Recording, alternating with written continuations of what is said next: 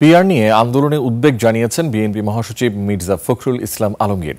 PR পদ্ধতির vote মানুষের প্রতিনিধি নির্বাচনের ক্ষমতা খর্ব করবে উল্লেখ করে বিএনপি মহাসচিব ইস্যুটিকে আগামী সংসদের উপর ছেড়ে দেওয়ার পরামর্শ দেন। রাজনীতিকে ধর্মীয় দৃষ্টিকোণ থেকে দেখার কারণে দেশের অসাম্প্রদায়িক চেতনা বাধাগ্রস্ত হচ্ছে বলে মনে করেন বিএনপি মহাসচিব।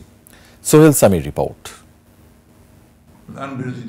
বাংলাদেশে বসবাসরত খ্রিস্টান ধর্মাবলম্বীদের সাথে গুলশান কার্যালয়ে মত বিনিময় করেন বিএনপি মহাসচিব মির্জা ফখরুল ইসলাম আলমগীর। হিন্দু, বৌদ্ধ, খ্রিস্টান প্রচলিত নির্বাচন ব্যবস্থাকে পাশ কাটিয়ে কয়েকটি দলের পিআরের দাবিতে মাঠে নামায় উদ্বেগ জানান তিনি।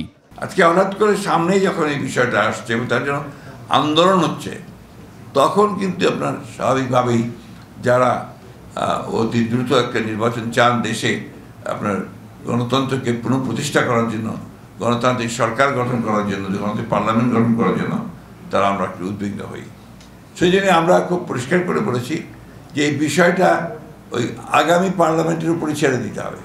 রাজনীতিতে ধর্মের ব্যবহার দেশের অসাম্প্রদায়িক চেতনার পরিপন্থী বলেও মনে করেন বিএনপি মহাসচিব। বাংলাদেশের যে সমাজের, রাষ্ট্রের, জাতির আত্মা যেটা সোল, এই সোলটা কিন্তু 1971 সালে আমরা ওই অসাম্প্রদায়িক একটা বাংলাদেশ, এই বাংলাদেশ নির্মাণ করার জন্য কিন্তু আমাদের সেই সোল আছে। এই সোলকে আমরা নষ্ট হতে দিতে চাই না। জাতীয় প্রেস ক্লাবের অপর এক আলোচনায় বিএনপি চেয়ারপারসনের উপদেষ্টা আমানুল্লাহ আমান নির্বাচন নিয়ে ষড়যন্ত্রের কথা উল্লেখ করেন।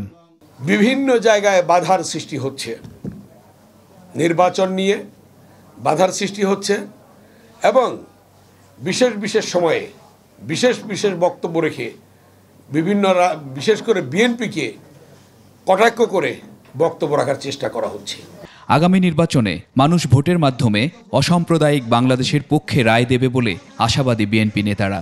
জনগণের যে সরকার সেটা প্রতিষ্ঠা না হওয়া পর্যন্ত আমাদের আন্দোলন চলবে। সোহেল সামি, 21 টেলিভিশন, ঢাকা।